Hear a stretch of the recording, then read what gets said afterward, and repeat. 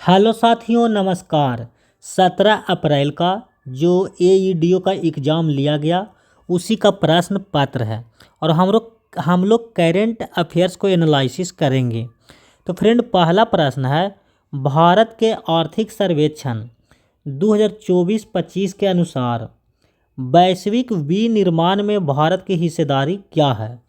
तो फ्रेंड, आपके पास ऑप्शन है, इस तरह से ऑप्शन है। तो मेन है फ्रेंड, जो हिस्सेदारी है वो 2.8% से लेकर के 3% तक भारत की हिस्सेदारी है। तो फ्रेंड, इसका राइट आंसर क्या होगा? तो 2.8% होगा। इसके बाद क्वेश्चन नंबर अगर 63 को देखेंगे तो क्वेश्चन नंबर 63 का रहा कि निम्न में से कौन सा सही है। पहला स्टेटमेंट है, विकसित भारत 2047 का मुख्य केंद्र आत्मनिर्भरता, रोजगार सृजन और खाद्य सुरक्षा है। तो फ्रेंड, विकसित भारत 2047 का मुख्य केंद्र यही है कि भारत को आत्मनिर्भर बनना है, रोजगार को भी देना है, यही मुख्य केंद्र है। तो इसका यह स्टेटमेंट सही है। इसके बाद फ्रेंड, सेकंड स्टेटमेंट, राष्ट्रीय क्रिटिकल मिनरल मिशन के माध्यम से भारत ऊर्जा उद्योग और रक्षा के लिए आवश्यक खनिज तक पहुंच सुनिश्चित करने के लिए 1200 स्थलों का मतलब खोज कर रहा है। तो फ्रेंड, मिनरल देखिए, राष्ट्रीय क्रिटिकल मिनरल मिशन के माध्यम से भारत का ये सोच है कि कुछ धातु जैसे में कोबाल्ट, ग्रेफाइट का क्या करना है? भंडार खोजना है। और फ्रेंड, जैसे मैं क्या बोल रहा हूँ, ऊर्जा, तो ऊर्जा के लिए हमें लिथियम की भी तो बहुत आवश्यक है। भारत में लिथियम तो बहुत कम होती है। तो लिथियम, कोबाल्ट, ग्रेफाइट और लिथियम का भंडार को खोज करना है, तो राष्ट्रीय क्रिटिकल मिनरल मिशन के माध्यम से। तो फ्रेंड, ये भी स्टेटमेंट सही है। तो इसका राइट आंसर होगा 1 और 2 दोनों सही है। इसके बाद फ्रेंड, क्वेश्चन नंबर 61 को देखेंगे। तो फ्रेंड, क्वेश्चन नंबर 61 कह रहा है, भारत में कपड़ा उद्योग के विषय में निम्नलिखित पर ध्यान दीजिए। तो फ्रेंड, पहला स्टेटमेंट है, कपड़ा उद्योग एक प्रमुख रोजगार सृजन करता है। तो फ्रेंड, रेलवे के बाद अगर सबसे अधिक कोई रोजगार दे रहा है तो कपड़ा उद्योग दे रहा है। और भारत के GVA विनिर्माण में इसकी हिस्सेदारी लगभग 11% है। सेकेंड स्टेटमेंट कह रहा है, भारत कपड़ा और परिधान का चौथा सबसे बड़ा निर्यातक है। तो फ्रेंड, ये चौथा नहीं है, ये है जो छठा सबसे बड़ा निर्यातक है। और इस क्षेत्र में वैश्विक व्यापार में इसका हिस्सेदारी लगभग 10% है। तो फ्रेंड, हिस्सेदारी भी जो है वो है 3.9% से लेकर के 4.1% के बीच है। तो फ्रेंड, ये स्टेटमेंट तो गलत है। थर्ड स्टेटमेंट कह रहा है, भारत का तकनीकी वस्त्र उद्योग तेज़ी से बढ़ रहा है और विश्व स्तर पर 5वें स्थान पर है। तो फ्रेंड, ये स्टेटमेंट सही है और ये भी स्टेटमेंट सही है। तो फ्रेंड, इसका राइट आंसर हो जाएगा 1 और 3 सही है, 1 और 3 सही है। इसके बाद फ्रेंड, क्वेश्चन नंबर 64 को देखिएगा। तो क्वेश्चन नंबर 64 का रहा, विश्व का प्रथम पूर्णतया जैविक कृषि करने वाला भारत का राज्य निम्न में से कौन सा है। तो फ्रेंड, जैविक कृषि सबसे अधिक सिक्किम में होता है। इन लोग क्या करते हैं, छत पे ही गमला में बैगन, टमाटर, सब्जी उपजाते हैं और उसमें खाद नहीं देते हैं। क्या देते हैं?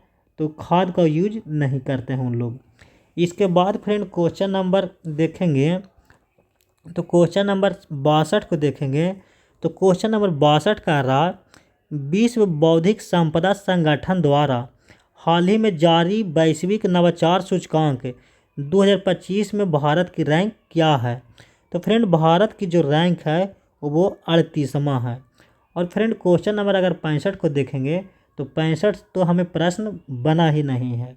इसके बाद देखते हैं नेक्स्ट प्रश्न। इसके बाद प्रश्न 66 नंबर, निम्न में से कौन से जिले में बिहार सरकार चाय क्षेत्र के समग्र विकास को बढ़ावा देने के लिए एक चाय उत्कृष्टता केंद्र स्थापित करने जा रही है? तो फ्रेंड इस प्रश्न का राइट आंसर हो जाएगा किशनगंज में स्थापित किया जा रहा है। इसके बाद फ्रेंड क्वेश्चन नंबर 69 को तो एग्जाम में बनना बहुत ही मुश्किल है। इसके बाद फ्रेंड क्वेश्चन नंबर 67 को देखेंगे। बिहार की संकल्प योजना के संदर्भ में निम्न कथन पर विचार कीजिए। पहला स्टेटमेंट कह रहा है, संकल्प योजना विश्व बैंक द्वारा वित्त घोषित एक केंद्र प्रवर्तित योजना है। तो फ्रेंड देखिए, बिहार में जो संकल्प योजना था, संकल्प योजना जो चलाया गया है, वो फ्रेंड विश्व बैंक है जो ऋण के रूप में पैसा दिया है, विश्व बैंक द्वारा ऋण दिया गया है। और संकल्प योजना है जो कब से लागू हुआ, तो 2018 से संकल्प योजना चालू हुआ। और फ्रेंड इस संकल्प योजना के माध्यम से यह कहा गया कि बिहार में कौशल विकास मिशन के अंतर्गत युवा को उद्योग से संबंधित प्रशिक्षण करना है। और फ्रेंड ये जो ट्रेनिंग होता है कौशल विकास मिशन के तहत 14 दिन का ट्रेनिंग होता है, और 14 दिन के ट्रेनिंग के बाद 2800 रुपया उस युवा को दिया जाता है, और साथ ही एक प्रमाण पत्र भी दिया जाता है। इसके बाद फ्रेंड क्वेश्चन सेकंड स्टेटमेंट कहता है, यह बिहार में कृषि की उत्पादकता में वृद्धि के लिए एक नवोन्मेष कार्यक्रम शुरू की गई थी। तो फ्रेंड देखिए, शुरू जो किया गया 2026 में यानी 2025 में भी इसको शुरू किया गया था। तो फ्रेंड इसका आयोग पर निर्भर करता है कि इसका आंसर कौन होगा। इसको तो केवल एक ही सही होना चाहिए। इसके बाद नेक्स्ट प्रश्न को देखते हैं, क्वेश्चन नंबर 71।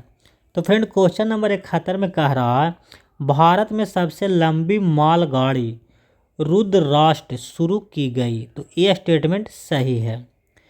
ट्रेन लगभग 4.5 किलोमीटर लंबा है और इसमें 354 डिब्बे हैं। तो ये भी स्टेटमेंट सही है। और फ्रेंड इसमें 7 इंजन लगा रहता है। कितने इंजन? 7 इंजन लगा रहता है। तो फ्रेंड इसका राइट आंसर हो जाएगा ए और आर दोनों सही है। आर ए का सही और ए सही का व्याख्या नहीं कर रहा है इसमें बोल रहा है। तो फ्रेंड ए होगा डी, ए और आर दोनों सही है, आर ए की सही व्याख्या है। इसके बाद फ्रेंड क्वेश्चन नंबर 74 कह रहा है, मई 2025 में नेपाल के कौन से ग्लेशियर को मृत घोषित किया गया था? तो फ्रेंड 12 मई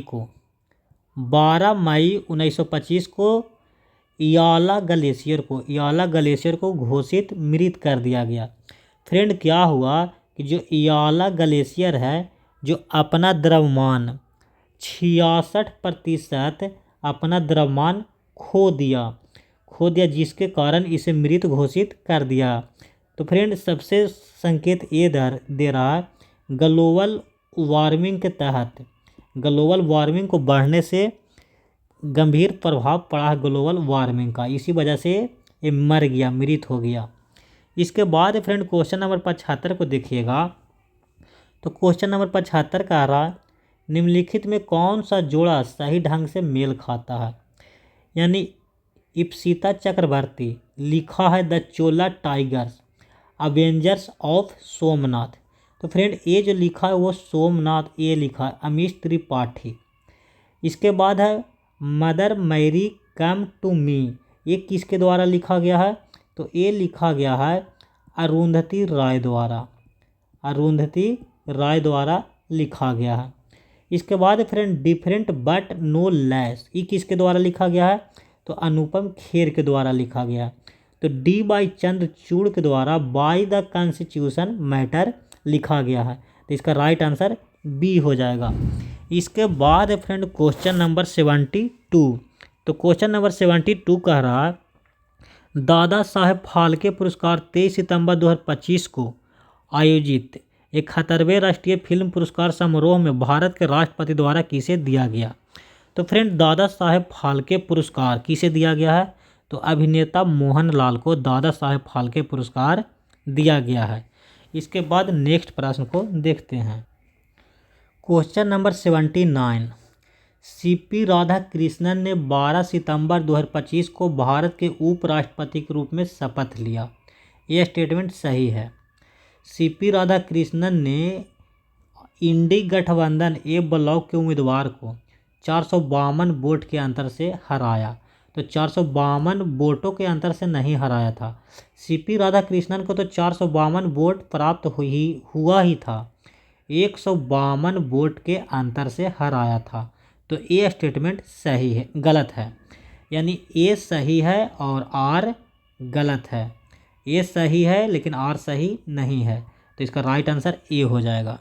इसके बाद क्वेश्चन नंबर 77 को देखते हैं। निम्नलिखित शहरी विकास कार्यक्रम योजना अधिनियम को क्रम में रखें। सजाना है। दीनदयाल अंत्योदय योजना राष्ट्रीय शहरी आजीविका मिशन, मतलब कब शुरुआत किया गया? तो फ्रेंड इसको जो शुरुआत किया गया वो शुरुआत किया गया था 2013 में। इसके बाद जवाहरलाल नेहरू राष्ट्रीय शहरी नवीकरण मिशन, तो ये शुरुआत किया गया 2005 में। अब यहाँ से चलते हैं, अभी और करना होगा। अटल मिशन तो आप जान ही रहे हैं 2015 में, 9 मई 2015 को। तो फ्रेंड अगर किया जाए तो इसका राइट आंसर को अगर देखा जाए तो सबसे पहले 2005 में, यानी दूसरा आएगा। दूसरा में किसी में ऑप्शन नहीं है। देखिए किसी में, अच्छा दूसरा में 2 में ऑप्शन है, 2 में ऑप्शन है।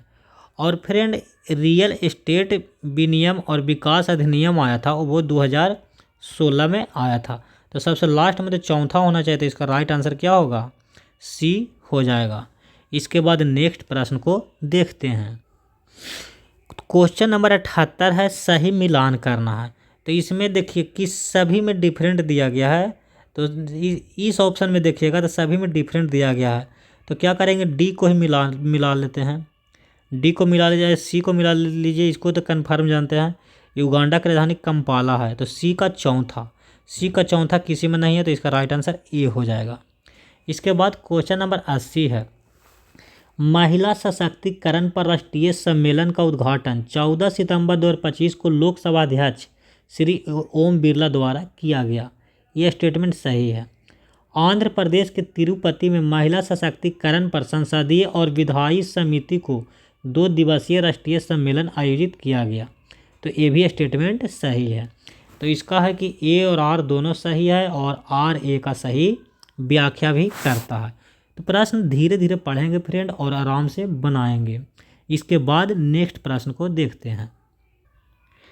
ये प्रश्न है, People's Linguistic Survey of India के अनुसार भारत में भाषाओं की दूसरे सबसे बड़ी संख्या है। तो फ्रेंड कहा गया है कि people linguistic Survey of India जो कहा है कि भारत में बहुत सारा भाषा है और इसके अनुसार दूसरी सबसे बड़ी संख्या है। तो फ्रेंड ये स्टेटमेंट सही है। इसके बाद कह रहा है भाषाओं की संख्या है जो 840 है।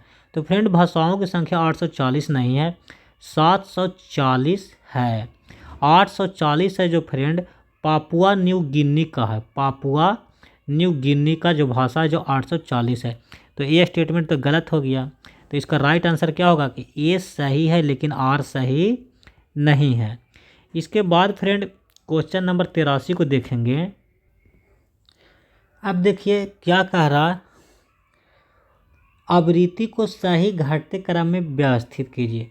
तो इसका फ्रेंड ट्रिक है, इसको लिख दीजिए RMI VUXY।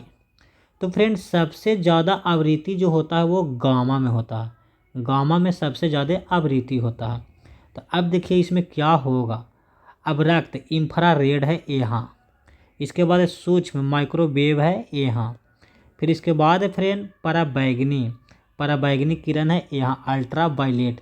तो सबसे ज़्यादा आवृत्ति अगर गामा में होता है तो इसके बाद एक्स किरण में होगा, उसके बाद अल्ट्रा वायलेट में होगा। तो सबसे पहले क्या होगा 3। तो इसमें कौन सा ऑप्शन में तीसरा ऑप्शन है? तो फ्रेंड तीसरा ऑप्शन इसमें भी है और इसमें भी है। फिर इसके बाद है किस में होगा, तो इंफ्रारेड, 3 के बाद O1। तो 3 के बाद O1, इसका राइट आंसर क्या होगा, ए हो जाएगा।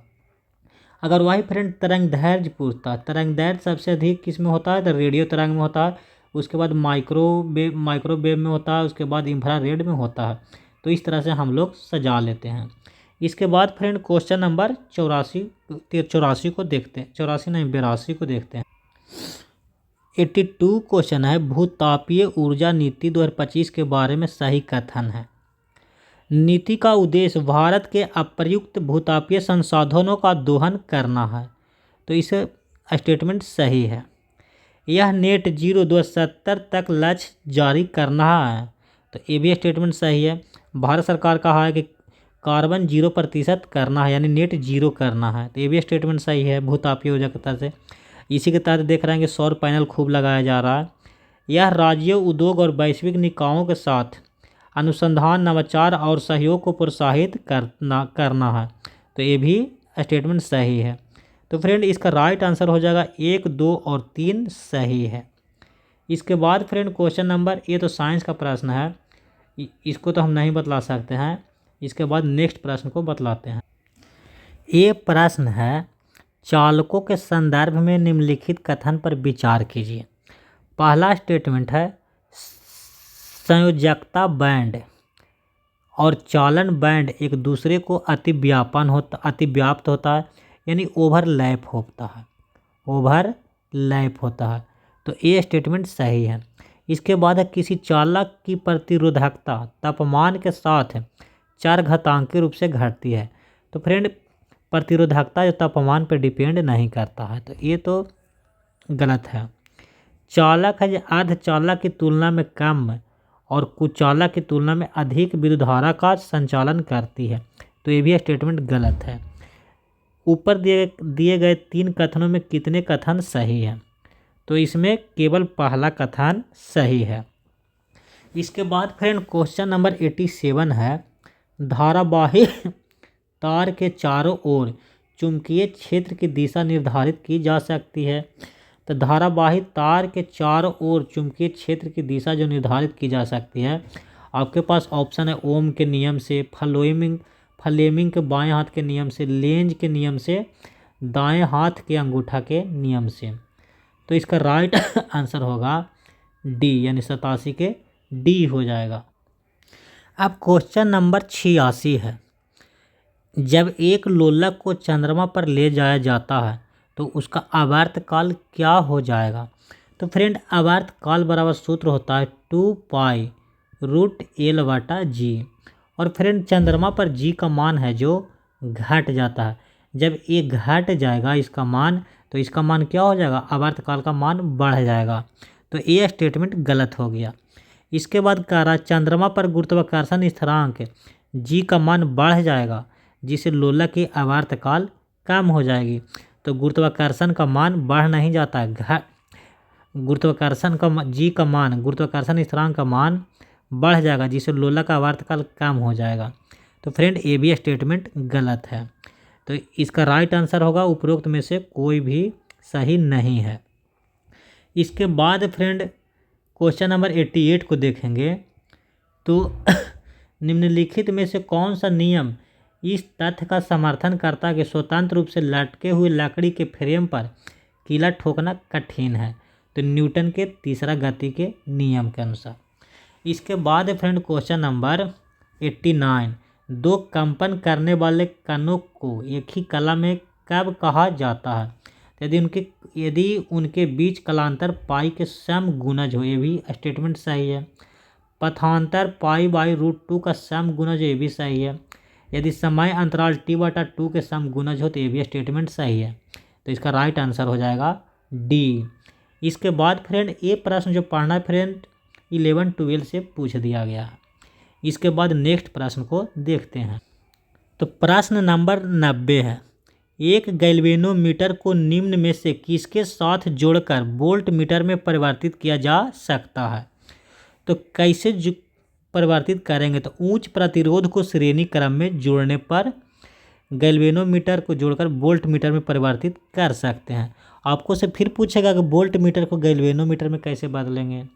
इसके बाद 93, किस धातु के संकुलों का उपयोग र्यूमेटाइड अर्थराइटिस का उपचार में किया जाता है?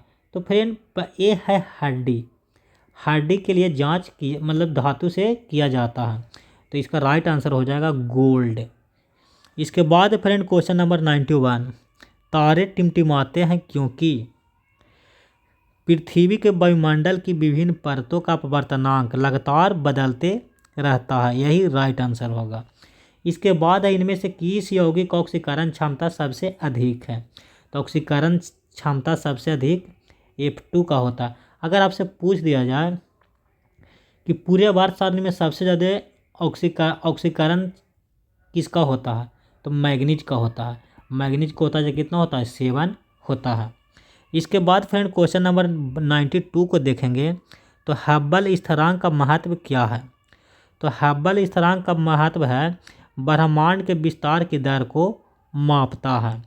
फ्रेंड 95 नंबर क्वेश्चन हमें खुद नहीं आता है। इसके बाद देखेंगे नेक्स्ट प्रश्न।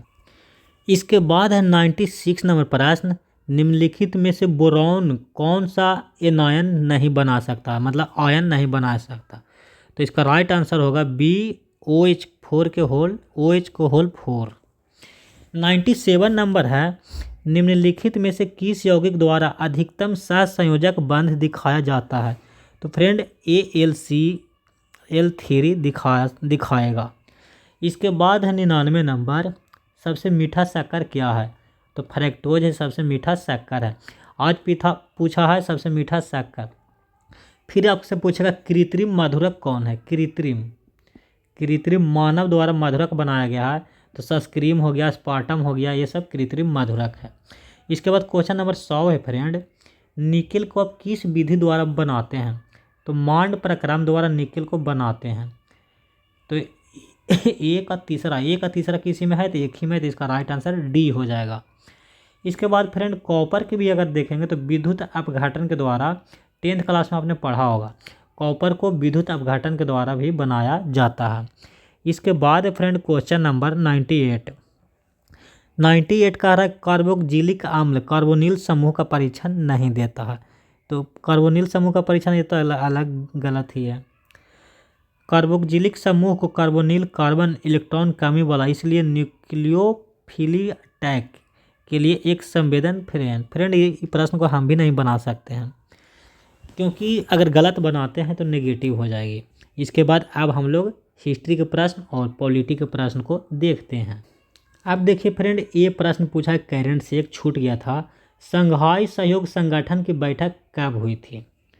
तो फ्रेंड संघाई सहयोग की बैठक जो हुई थी 2025 में तो हुआ ही था, 31 जुलाई 2025 को हुआ था। इसकी बैठक कहाँ में हुआ था? तो चीन के तियाजिन में हुआ था, चीन के तियाजिन शहर में इसकी बैठक हुआ था। इसके बाद फ्रेंड आपसे पूछेगा कि संघाई सहयोग का 2026 में बैठक कहाँ होने वाली है? तो फ्रेंड आप लोग कमेंट में जवाब जरूर दीजिएगा। इसके बाद अब देखते हैं नेक्स्ट प्रश्न को। 68 नंबर है, GST सुधार 2025 द्वारा GST के दरों में कमी करके सीधे तौर पर 2 चुनौतियों को समाधान किया है, जिसमें शामिल है रोजगार सृजन और आपके पास ऑप्शन है समर्थ, गरीबी निवारण, निर्यात बढ़ाना। तो फ्रेंड इसका राइट आंसर हो जाएगा उपरोक्त सभी। इसके बाद नेक्स्ट प्रश्न को देखते हैं। अब रहा प्रश्न 59 नंबर, भारतीय कृषि के विषय में निम्न कथन पर ध्यान दीजिए। अब है कृषि विपणन में दक्षता बढ़ाने और मूल्य निर्धारण सुधार करने के लिए सरकार ने ई-नाम योजना शुरू की है। तो फ्रेंड इस पहला स्टेटमेंट तो सही है। इसके बाद फ्रेंड सेकंड स्टेटमेंट है, अब देखिए ई-नाम योजना, ई-नाम इसका क्या करेंगे, नाम योजना। तो पहले तो जानेंगे कि ई-नाम योजना का पूरा नाम क्या होता है। तो नेशनल एग्रीकल्चर मार्केट होता है इसका पूरा नाम। और फ्रेंड ये जो शुरू हुआ वो 2016 में शुरू हुआ। ऑनलाइन बोली लगाकर बेच सकते हैं, मार्केटिंग में ऑनलाइन बोली लगता है, उसके बाद सीधे अकाउंट में पैसा आ जाता है। इसके बाद है यह पहल कृषि उपज बाजार समिति को मुफ्त सॉफ्टवेयर और 5 करोड़ रुपया की वित्तीय सहायता प्रदान करती है। तो फ्रेंड सरकार द्वारा क्या होता है, 75 लाख से लेकर के 5 करोड़ रुपया तक वित्तीय सहायता प्रदान किया जाता है। तो फ्रेंड इसमें दोनों स्टेटमेंट सही है। इसके बाद फ्रेंड पॉलिटी का प्रश्न है क्वेश्चन नंबर 57। संघ और राज्यों के बीच विधायी संबंधों के संबंध में निम्नलिखित कथन पर विचार कीजिए।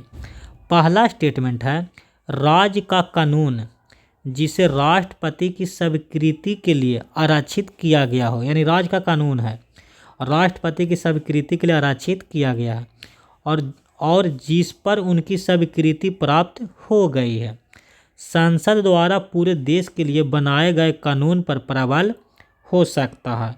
तो फ्रेंड ये स्टेटमेंट सही है। संविधान स्पष्ट रूप से संघ सूची और समवर्ती सूची को राज्य सूची पर प्रभुत्व प्रदान करता है। ये भी स्टेटमेंट सही है। यानी संविधान स्पष्ट रूप से संघ सूची और समवर्ती सूची को राज्य सूची पर प्रभुत्व प्रदान करता है। यह स्टेटमेंट भी सही है। इसके बाद राज्य सूची में संबंध सभी मामलों का संघ या राष्ट्रपति की पूर्व स्वीकृति के बिना विधानमंडल में प्रस्तुत किया जा सकता है। राज्य सूची के संबंध बनाना है तो विधानमंडल बिना पूर्व स्वीकृति के कर सकता है। तो ये भी स्टेटमेंट सही है। इसका राइट आंसर 1, 2, 3 होगा। इसके बाद फ्रेंड क्वेश्चन नंबर 58 को देखते हैं। तो 58 में कह रहा है, हाल ही में उपयोग हेतु प्रस्तुत यूरिया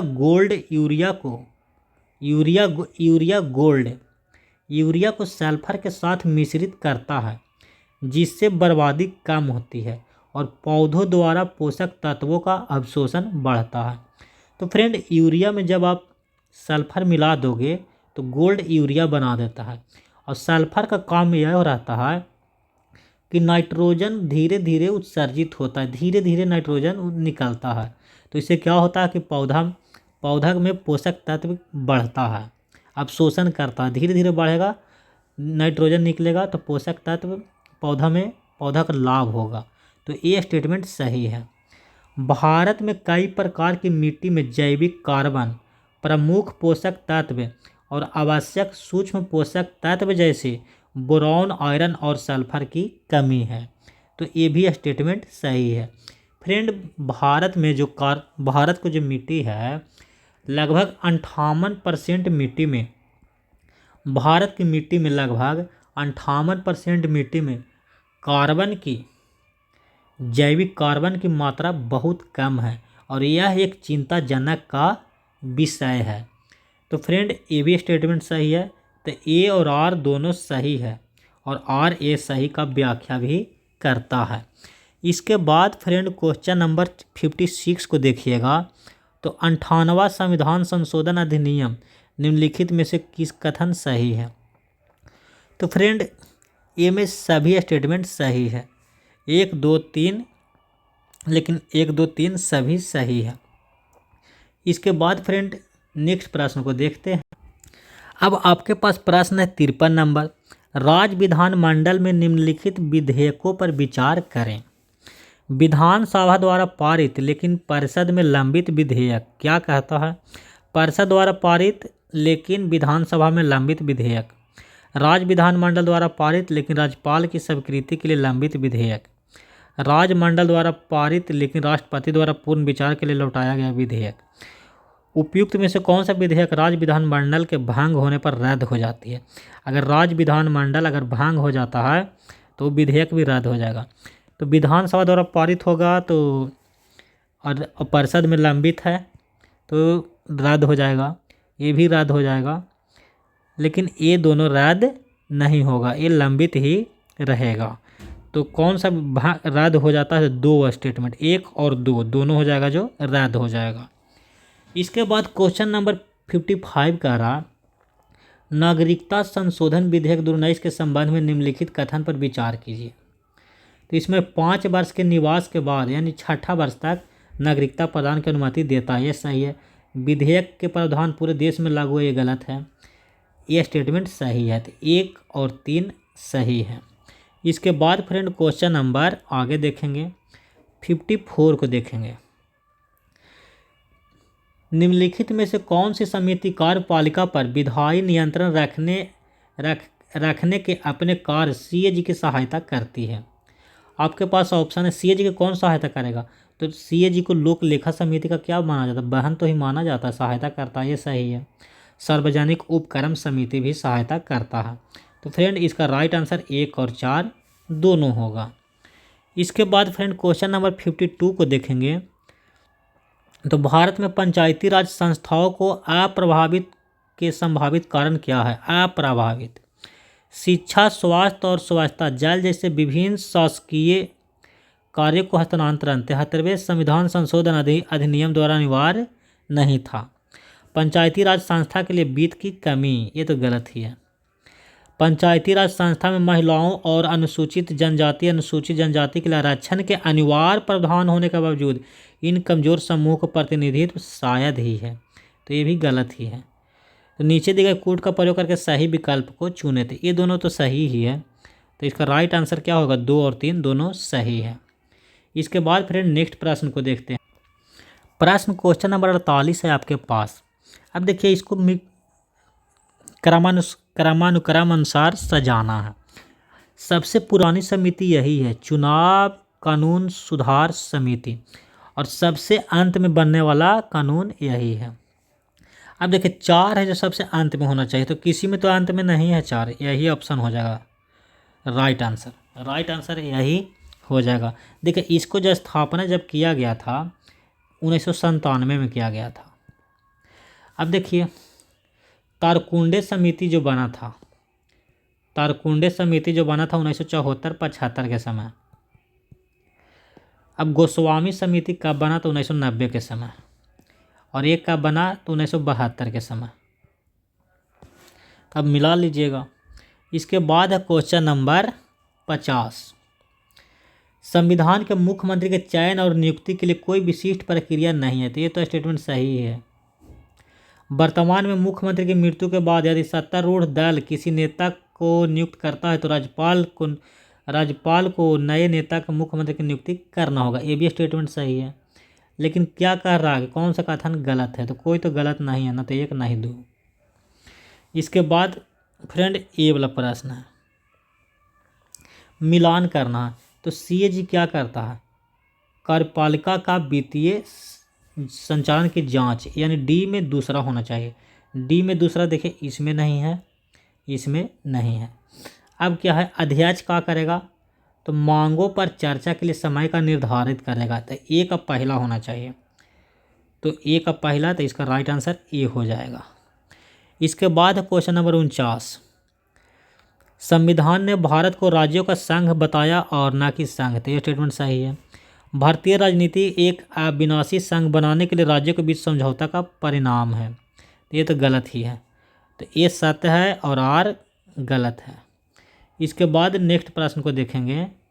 अब देखिए प्रश्न आ गया है लॉलीपॉप।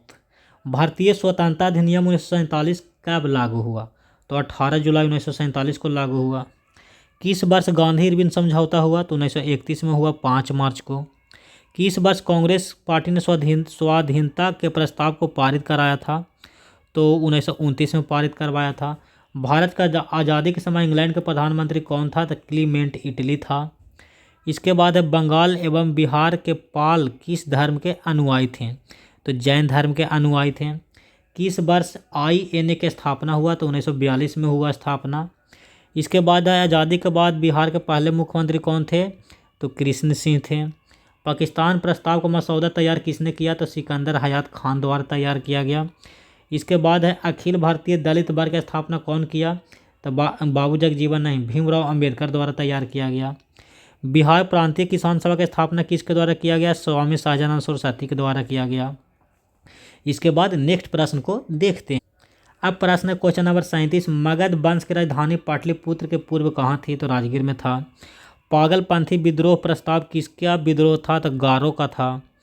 कुक्का आंदोलन किसके द्वारा आयोजित किया गया? तो गुरु राम सिंह द्वारा किया गया। विक्रमशिला प्राचीन विश्वविद्यालय की स्थापना किस वंश ने किसने किया? तो धर्मपाल ने किया। रंगीला बादशाह के नाम से किसे जाना जाता है? तो मोहम्मद शाह को माना जाता है। गदर पार्टी की स्थापना संयुक्त राज्य अमेरिका में हुआ। गुजरी महल किसने बनवाया? तो मान सिंह ने बनवाया। नेटिव मैरिज एक्ट कब आया? तो 1872 में आया।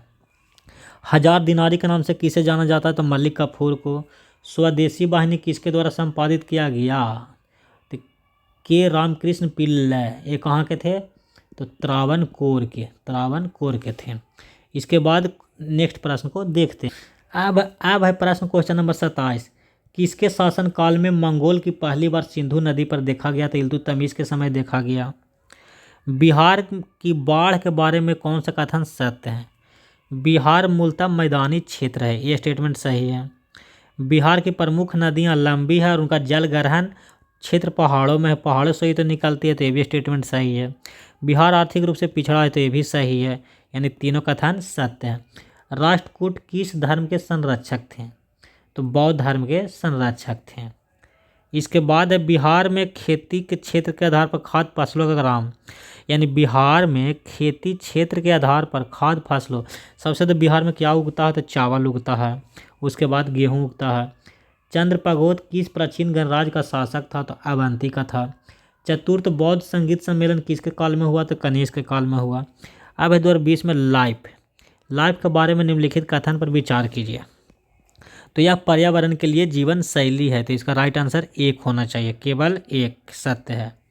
भारत में चांदी का प्राचीनतम प्रमाण कहाँ प्राप्त हुआ? तो हड़प्पा सभ्यता से प्राप्त हुआ।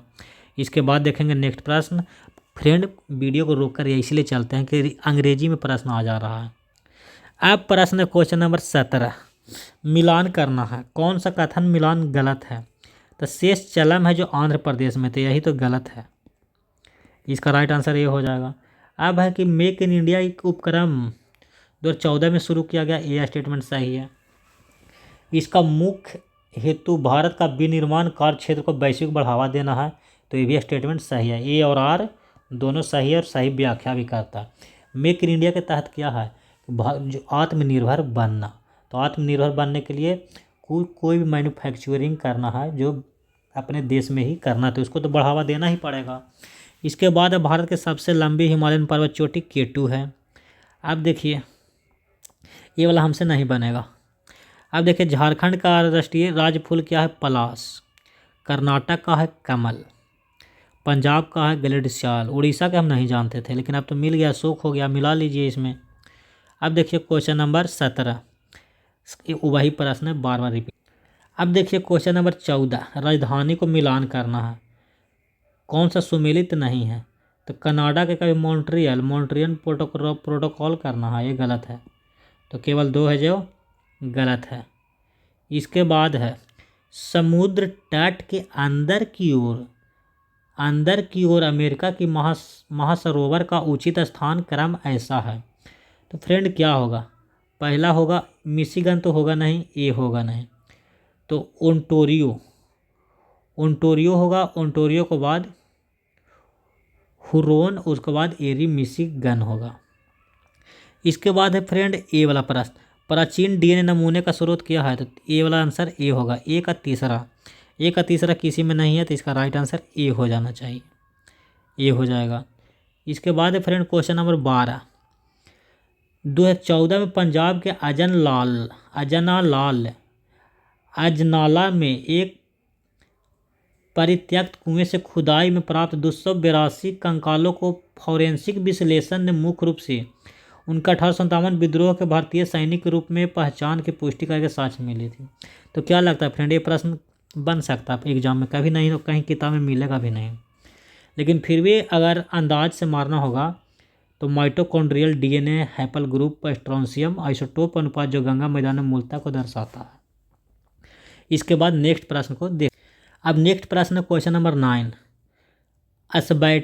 एस्बैटे पावो को फिजियोलॉजी या मेडिसिन में नोबेल पुरस्कार मिला है।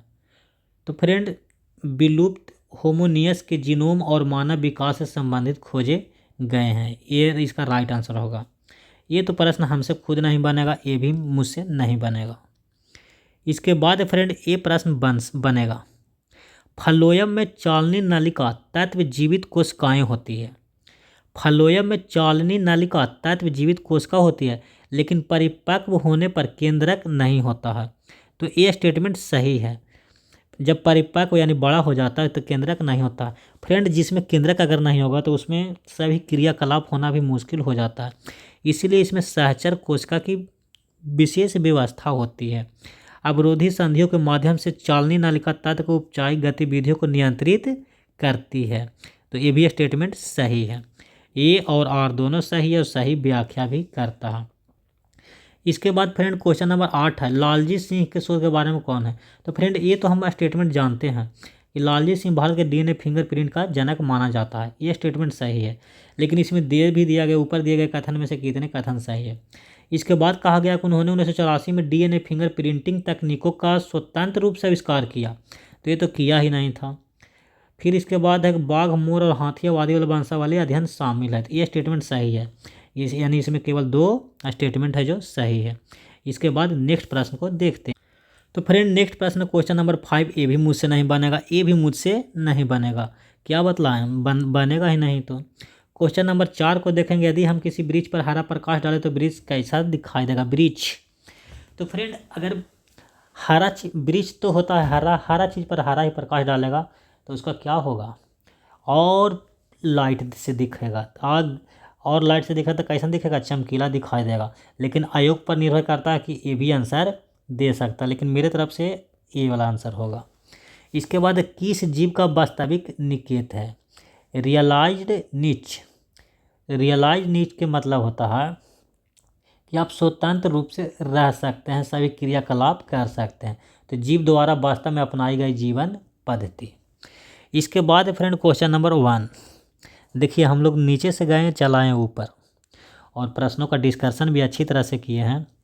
तो फ्रेंड अगर बहिटकर की 5 जगत प्रणाली को देखा जाए तो बहिटकर ने 5 जगत प्रणाली कब दिया, और ये जानते हैं हम कि एपीजी तंत्र है जो सबसे लास्ट में आया है। लेकिन कैरोलस लिनियस द्वारा जो द्वीप पद्धति दिया गया ये सबसे पहले दिया गया था। तो इसका पहले में बी होना चाहिए। तो ये स्टेटमेंट कट गया, ये स्टेटमेंट कट गया। अब देखिए ये जानते हैं कि सबसे लास्ट में ए आया है। तो देखिए ए भी निकल गया, ए और ई दोनों में है। तो फ्रेंड इसमें आप गलती से भी मार सकते हैं, तो तुक्का भी मारेंगे तो ये दोनों में से कोई भी तो मारेंगे। तो हमारे अनुसार जो होना चाहिए वो होना चाहिए BCDAE। हम भी तुक्का मार रहे हैं, देखिए क्या होता है, गलत होता है या सही होता है। तो फ्रेंड हमको जितना प्रश्न आया है उतना बनाए हैं, और जो नहीं आया है उसको सीधे नकार दिए हैं। मास्टर की तरह नहीं किए हैं कि हमने गूगल किया है, सही जो आया जो बनाया।